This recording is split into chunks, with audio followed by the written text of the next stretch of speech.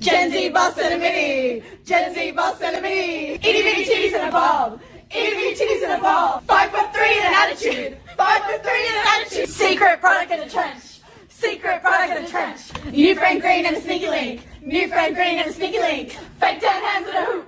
Fake 10 hands and a hoop. Why do we all hate this video? Mr. Reagan. All right, before we start, I've got a great new sponsor for the show, Gold Co. If you want to diversify your portfolio, protect your savings, safeguard your retirement, try investing in gold with Gold Co. Go to MrReaganLikesGold.com or call 844-696-GOLD or click on the link in the description below. So now this Mr. Reagan video here today is actually a reaction to a video that was produced by Carl Benjamin, otherwise known as Sargon of Akkad. It seems that this video went insanely viral, primarily because of the emotional damage it seems to have done to everyone everywhere. The sheer volume and intensity of the response to this video was remarkable, and every time it pops up on my timeline, I find myself watching it repeatedly to try and figure out just what about it makes it so detestable. For I too am only human, and I also found this to be completely insufferable. But it seems to be quite difficult to pin down exactly why everyone hates it so much. Now, I know Carl. I don't know him well, but I've met him a couple of times, and I like him a lot. I think probably a lot more than he likes me, to be honest. But now, he might like me even less, because I am about to criticize his analysis. And this is not a severe criticism. I actually don't disagree with anything he said at all. And I actually think his video is incredibly insightful and valuable. I just think he missed something. And what he missed was so important, so fundamental to answering the question of why we all hate the TikTok video, that I felt I had to make my own video analysis. So here we go. This is a new startup run by young women, and they have created an office environment with which they are comfortable and can have fun in a particularly feminine way, which clearly shows in the video. So it really ought not to have been such a big deal. It's one thing having a bunch of silly girls being self-obsessed in isolation, but there's a wider social context in which this was produced, and one that has been generating a great deal of resentment. I don't think it's unfair to say that modern feminism has deeply impacted corporate culture. Men are being actively discriminated against in the workplace. Take, for example, one data analysis done in 2016 by recruitment firm MoveMeOn.com. After analysing 20,000 applications, they found that women were 35% more likely to be hired for a job than a man. Bloomberg News analysed US government data which revealed that a fifth of young educated men were not employed and not looking for work. There is a particular difference in the way that modern society is calibrated to help one of the sexes and marginalise the other. If there is a plague of young men staring at the 500th rejected job application and feeling at their wits' end and not knowing what to do, and then there's a video of 5 frivolous women apparently wasting time in an office instead of actually working, well, that might well feel like a slap in the face. And he's totally right about all of that. However, I don't think that this is really why, fundamentally, that we all hate this video. I think the reasons we hate this video are much more fundamental. They are rooted in our ancient past. These are things that affect us on a lizard brain level. These women are awkward. They are not competent dancers or singers. They're not really dancing or singing. Okay, it's sort of a chant and sway type thing, but it's close enough. It's rhythmic, and we can still assess their competence. Let me just say, these girls have zero competence. Now, people have argued that this video is harmless because it's just girls having a bit of fun. So who cares if they're not great singers or dancers? And actually, I agree. That's true. And yet, we still hate it. Why? Why do we hate it? I think I figured it out. These women are both confident, but also totally incompetent. And we naturally really hate this combination. As I said, this affects us on a lizard brain level. The combination of confidence and incompetence makes us recoil.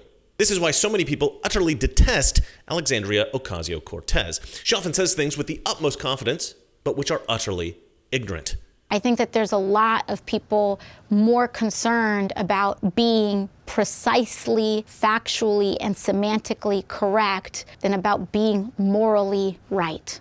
But being factually correct is important. It's absolutely important, but it's not the same thing as the president lying about immigrants. It's not the same thing at all. Now, this is where Carl's analysis comes in, because it's not just that AOC is confident and ignorant, it's that she actually wields a lot of power and influence. This is kind of scary. Somebody like that should not be a congressman. This is not just tragically cringe, it's tragically unjust. A competent person should have that job. It's a slap in the face to everyone in America who struggles to find work or advance in their career, which, as Carl pointed out, these are things that are particularly difficult for men these days. But it is a slap in the face to everyone who struggles with these things and who are far better qualified to be a congressman than AOC. This is a slap in the face to everyone who has a far higher IQ, people who are far better educated, and people who have far more common sense. And it is an especially harsh slap in the face for people who have a modicum of humility when it comes to subjects about which they are ignorant. And it is this sense of injustice that compounds the cringe and makes it into something that is not just awkward, but infuriating. And with these TikTok girls, it's the same thing. They are working professionals who are clearly very comfortable in their careers, but should they be? Their attitude indicates a confidence that they really shouldn't have. And their lack of self-awareness as professional women is, for many people, infuriating. But as I said, all of these things, they just compound the hatred. The more fundamental reason for it, I believe, is that combination of confidence and incompetence. But why should confidence and incompetence, why should that combination be so cringe? Why should it be so infuriating? Well, it's because it can actually be really dangerous. But for it to be truly dangerous, it has to be just the right level of incompetence. What does that mean? So we actually see confident incompetence all the time in children.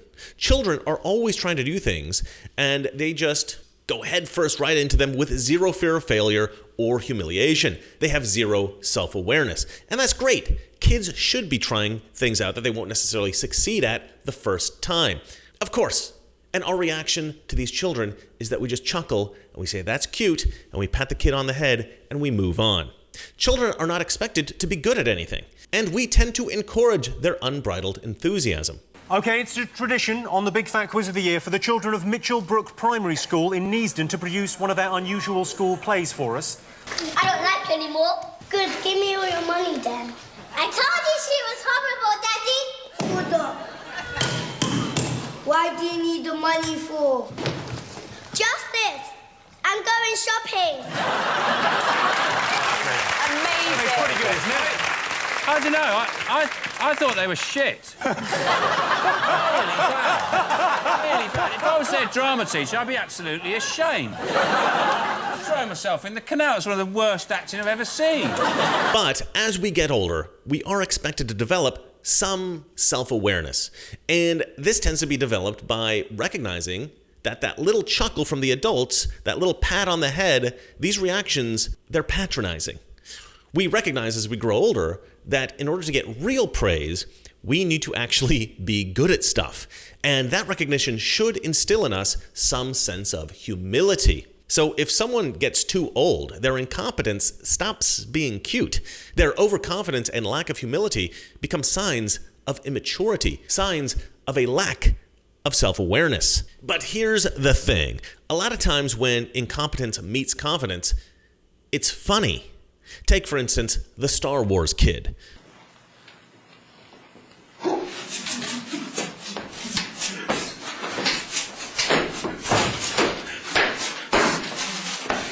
Pretty funny stuff. So now, why are some combinations of confidence and incompetence funny and some infuriating? Well, I think it has to do with the degree of incompetence. If somebody is totally incompetent and super confident, this contrast is comical. But if somebody is almost competent and super confident, well, that's actually dangerous. And this goes back to our primitive ancestors and to hunting. And I will explain that in one moment. First, I want to talk to you about my amazing sponsor. Do you ever feel like your body's stress switch is permanently stuck in the on position, like you can't shut your mind off at night? That was me, seriously. But then I discovered what was really happening. It wasn't just stress, it was a magnesium deficiency. That's when I discovered Magnesium Breakthrough from Bioptimizers. This changed everything. Within days of taking it, I noticed I was falling asleep faster, waking up refreshed, and I was handling daily stress much better. What makes Magnesium Breakthrough different? Well, most supplements, they only contain 1 or 2 types of magnesium.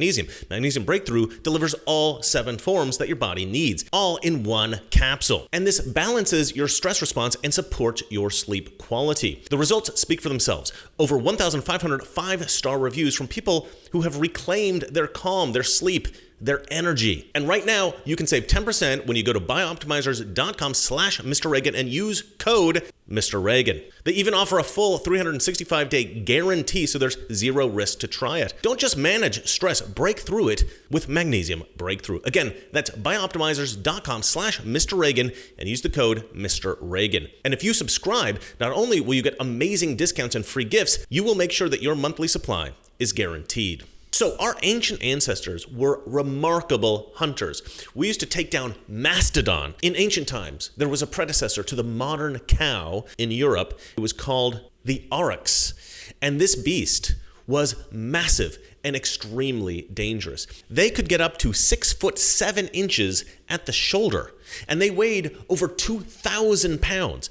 These things were super muscular, and they had massive horns. And researchers have discovered that our ancient European ancestors would dig these enormous pits. They would fix sharpened sticks at the bottom, and they would cover up the pit with sticks and leaves, and they would send 1 or 2 of their hunters to go out and antagonize this oryx, risking their own life. And they would lure him toward the pit, and the oryx would fall into the pit, and then the other hunters would stab it to death with spears, and they would take home food for the entire tribe. I always thought that this was incredibly impressive. But humans hunt all kinds of game, rabbits, birds, deer, whatever they can find. And a lot of these animals are very easily scared off. So to ensure a successful hunt, you've got to take only the best hunters in the tribe. If you take Daryl the doofus, he's going to scare off all the game. And I think this is where the danger versus comedy comes in. If someone is confident and competent, obviously he makes a good hunter. If he's incompetent but also humble, then okay, at least he's not going to get in the way. He's self-aware. He recognizes his limitations. He'll step back from the front of the pack and he'll find his place in the tribe. Okay. But the confident and incompetent guy, he's going to mess things up for the whole tribe. If he goes out on the hunt and he scares off the game every time, the tribe starves. This is a real danger. But if the guy is obviously incompetent, well, he's not a real danger, actually, because the other hunters, they're just not going to allow him to come along on the hunt. Even the idea of him going on the hunt with the rest of the hunters is like a joke. It's comical. It would make the real hunters laugh. The guy who poses the real danger is the guy who is super confident and almost competent. That is, a guy who seems like he might be okay, but never quite is. He's always just a little too loud in the forest, and his spear throws always just miss their target. But this guy is absolutely convinced that he is an excellent hunter, and he goes out there every time with a ton of enthusiasm.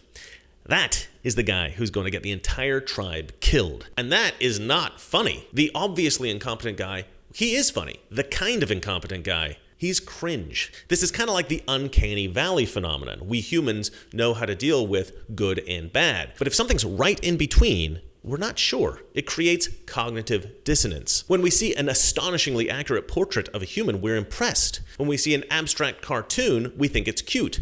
But when we see something in between, something that's almost convincing but not quite, it's disturbing.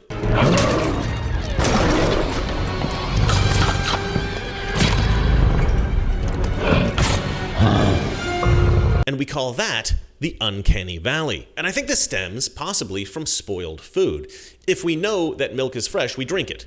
If it's clearly spoiled, we throw it out. But if we're not sure, if we look at that milk in the fridge and we're not sure if it's good or not, that's a lot scarier. And in times of scarcity, when we used to have to consume every calorie available, throwing out food was truly tragic. We experienced cognitive dissonance. And this is the cause, I think, for that uncanny valley sensation. We can deal with good and we can deal with bad, but we get very frustrated by anything in between, anything that we're uncertain about. And so folks who are competent are great. Folks who are incompetent, they're fine. We just disregard them.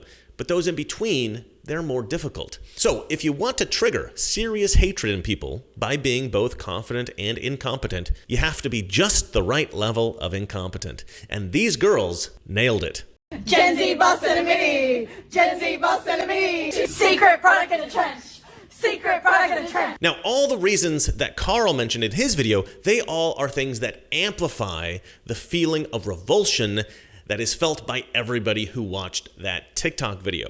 But also, I think there is another serious problem in our society which compounds our disgust. And that is that whenever we see a video like this, we all recognize that our modern civilization has failed to properly instill the values in these women that would have stopped them from posting this.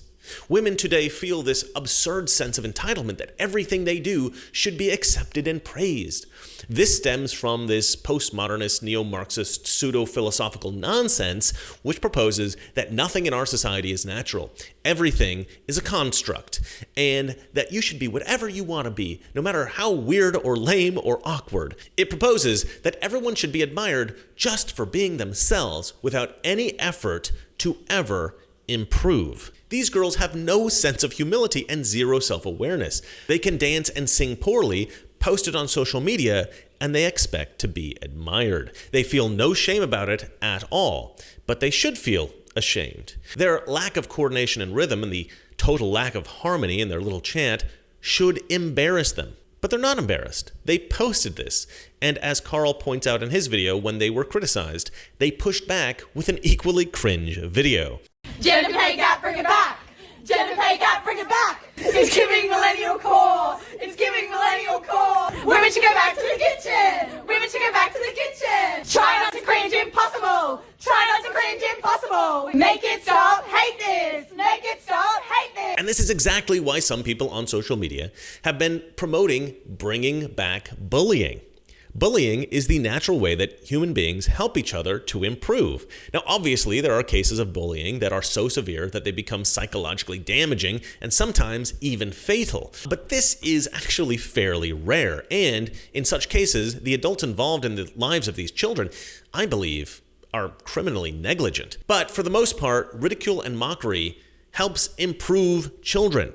Joe Rogan attributes his efforts in martial arts to bullying. This one kid, one of the reasons why I got into wrestling, this kid, we had this confrontation in a locker room, and I didn't think we were going to fight. Like, I was just totally bluffing. I don't know what I said or what he said. I don't remember, but I do remember him getting me in a headlock, throwing me on the ground, and then leaning like he was going to punch me in the face, but deciding not to. And I didn't know what to do. I had no martial arts skills, know nothing. Right. I'd never wrestled anybody before. I didn't know anything. So there was nothing in you that, like, a reaction. I panicked. I had no idea what to do. And I think, I didn't think he was going to do that. And now here I am on my back. I'm trapped. But that bullying and that guy doing that to me, that fear of being just helpless made me get into martial arts. Right. I was like, this. I got to figure out how to fight. I don't want this to happen to me anymore. And I would go so far as to suggest that his success, even in his podcast, is an extension of his reaction to that bullying. And again, the compulsion to bully others is a natural impulse that was critical to the survival of our distant ancestors. If some poor guy was overly enthusiastic about the hunt, but he was a totally incompetent clown, the laughter of the tribe at his failures would presumably humble him. And ideally, he would become self-aware, learn humility, and he would not put up a fight when they rejected him from the hunting party. If another guy was almost competent, but, just missed his target all the time, or he loudly scared off the game when going out, the admonition from the other guys in the hunting party would hopefully encourage him to practice and improve and finally become competent. So bullying by our ancient ancestors was not just a cruel game, It was critical for survival, and that impulse still persists in modern humans, even though our survival may no longer rely on it. And maybe that's not entirely a good thing, because we've gotten so comfortable in modern society that we've actually started experimenting with this idea that we should encourage aberrant social behavior. We don't merely rebuke bullying, we actively encourage weirdness. And I don't think that's healthy. I don't think being weird is actually good for you. Psychological health and emotional stability rely on having friends and being supported by family and being generally liked in society. Being weird, even if our society makes an effort to accept it, will always necessarily drive people toward rejection and loneliness. The word normal has actually become pejorative. The term normie is an insult today, but being normal is actually a really good thing. Before the hippies and feminists destroyed Western civilization, it was normal to try to be elegant in our society, to be intelligent and articulate and kind and charming. Now, we promote being yourself, being different, being weird. We tell kids that there is no shame in being fat or being awkward or being uncoordinated. It's quirky. It's cool. But no, it's not quirky. It's not cool. It's lame and it's weird. If we want to see fewer crazy, awkward TikTokers, there's really only one solution. We need to, once again, normalize being normal. Now, I would highly recommend that after watching this video, you go watch Carl's video. The points he brings up in that video are just as valuable as those I've mentioned here, probably more so. And after all, he did inspire this video, so I will leave a link in the description below. Well, that's it for me. What do you guys think about all this? Are the women in this TikTok video insufferable? Have we gone too far in coddling everyone today instead of keeping them in line and helping them to improve? Do we need to bring back bullying? Let me know what you guys think in the comment section below. And remember, it's not that our liberal friends are ignorant. It's just that they know so much that is not so. Good night. We're at war with the most dangerous enemy that has ever faced mankind in his long climb from the swamp to the stars. And it's been said if we lose that war, and in so doing lose this way of freedom of ours, history will record with the greatest astonishment that those who had the most to lose did the least to prevent its happening. If we lose freedom here, there's no place to escape to. This is the last stand on earth.